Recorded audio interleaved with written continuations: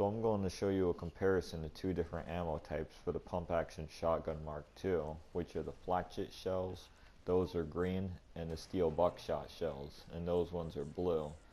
I'm not going to compare all the ammo types, and I'm only going to talk through little parts of the video because I'm just going to show off what they do, since there's not really much to ramble on about. So if I don't talk through all the demonstrations, it's because there's really nothing to talk about besides what I say. So in this first one, I'm going to use the Flechette shells, which are the green ones. They have low ammo capacity, but from what it says, they're supposed to increase damage to targets without armor. You're seeing that I'm using survival because in survival, especially on wave 10, they do have light armor, which means that they could take one or two more shots than usual.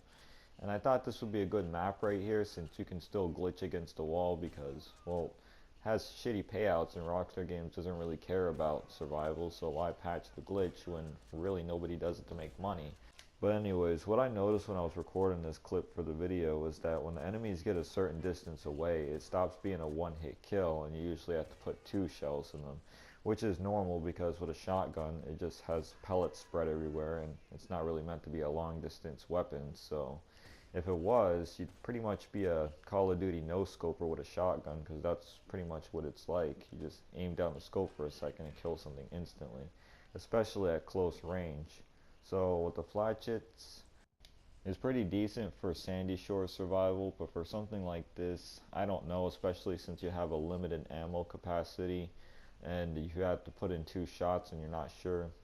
I probably wouldn't use it for a map like this, but like I said, Sandy Shore survival or process survival where you hide in the second garage and you hide into the little dumpster things.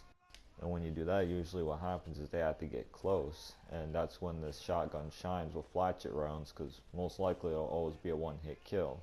But keep in mind on process, there's always that one person that gets behind a pole and blinds fire, and you can't really hit them with a shotgun, so there'll always be that instance. That's what sucks about it, but I'm getting ready to move on to the next clip.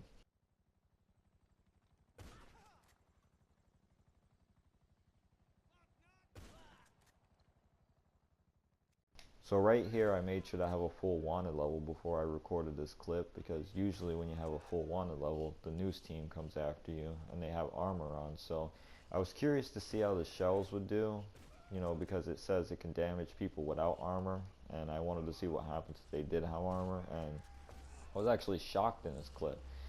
I might be mistaken, but I'm pretty sure, 90% sure, I killed everybody with one shot besides that one dude that was near the door because he was far distance. At close range, this thing pretty much destroy any NPC at close range, because I don't know, it just doesn't make any sense, because these ones say without armor it increases damage. You think it would have some sort of effect on the armor where, oh, if the news team has armor, it's not going to really one-hit kill them because they'll be protected by one shot, so you'll have to put one more shot into them. But you get the opposite, and you're just able to easily one-hit kill every enemy you come into contact with, at least in this range. So the Flechettes work good in a situation like this where you're at close range and you need to kill the cops, but I'd only recommend fighting the cops if you're really good at shooting. Since a lot of players aren't really good with the shotgun and they're not good at reflexes, I'm assuming most people will just say fuck it and use the assault shotgun because it's easier and it's automatic. But you know, there's always options. You can see I kill every one of them in one hit in this clip, besides the dude you'll see later, because these shells are pretty strong even against armor.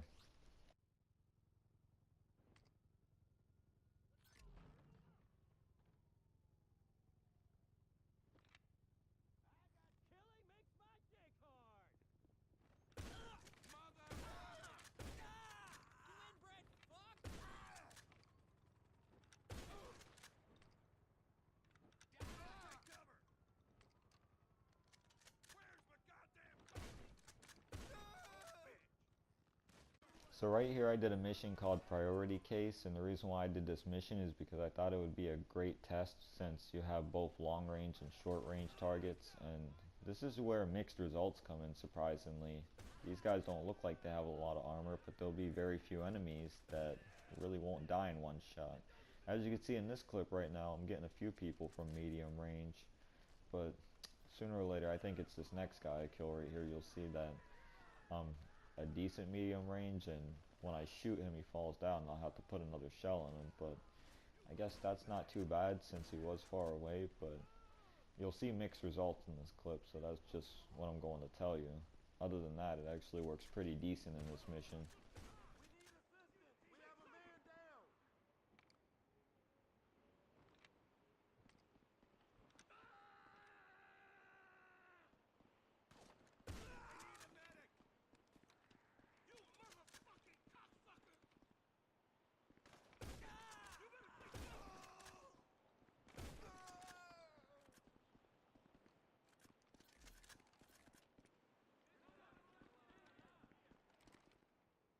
So now that we're done with the Flechette shells, we're going to go to the steel Buckshot shells that are blue.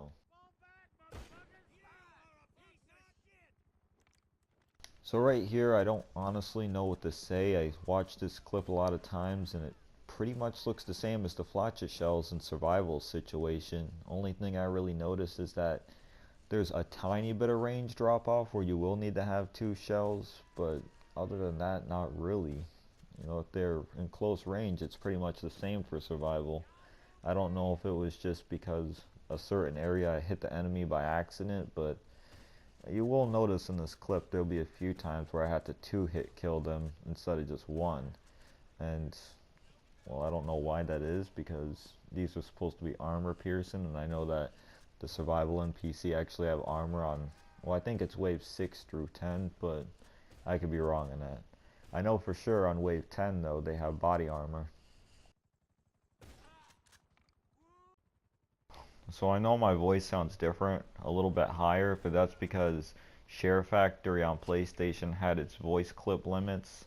Hence, I couldn't record anymore, so I had to export it, which gave it a low volume, and then I had to record where I left off. So yeah, I know people are saying I should have just put everything on my PC, but that would have taken a really long time, and I just want to have everything in one place so I can get it over with, so it's worth the sacrifice instead of moving everything on my PC for better quality. Anyways, for this clip, I would apologize because I was messing around and I wasn't really trying to aim properly and I was hitting their arms, so if they do fall down and not die instantly and I had to take them down with 2 shots, it's because I was messing around, and I should redo the whole clip, but it's already late and I'm probably going to bed after this, so yeah, moments like that are when I messed up, and that's why they didn't die in a 1-hit, but it's pretty much the same as the green shells in this range, which I expected because, you know, they're supposed to pierce through armor and the SWAT has armor, so yeah, it would make sense that it would pierce through them and give them 1-hit kill. I guess I'll move on to the next clip and let you guys watch this one, since there's nothing really to talk about.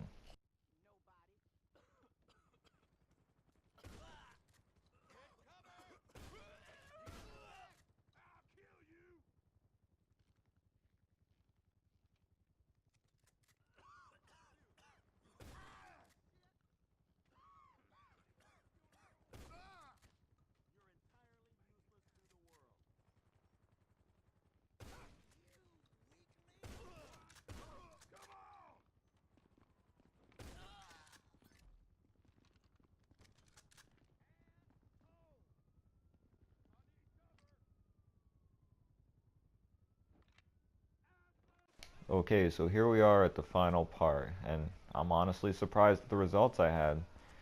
It did pretty decent at close range, but when I got farther range in this mission, you'll see later on, I'm not going to really say anything about this next enemy I kill that's on the side because, well, the enemy I kill on the side right there, he died in 2 shots before, so that's kind of normal at that range.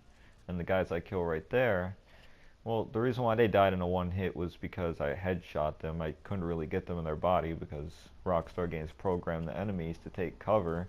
So the way they take cover, they just camp there. They're basically campers, and you have to find a way to exploit it when they camp, so I had to shoot them in the head.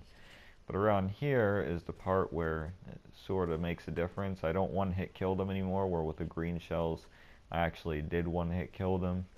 So you see it right there, I can't even 1-hit kill any of them anymore. And you could say because the pole was in the way, but but I tested on the enemies that were out in the open and I got the same results. 2-hit kill at a distance. So when it comes down to it, if you want powerful shells, you have to get the green ones, which are the Flechette ones, and if you just want the shells because they look good, I'd go for the blue shells. I remember someone telling me that I should just take those shells out of the shotgun and go for the green ones because those ones don't really do anything. So yeah, when it comes down to it, the blue shells are worthless, but I'll still use them because I like the color of them, and the green shells are better. But in the end, I think most people automatically are going to choose the explosive shells. But then again, I don't blame them because I haven't really shown it all, but NPC on stuff like Headhunter or other missions can be extremely buffed to where they're just juggernauts without any armor. So you'll have to put a lot of shells in them before you take them out, and explosive shells will come in handy.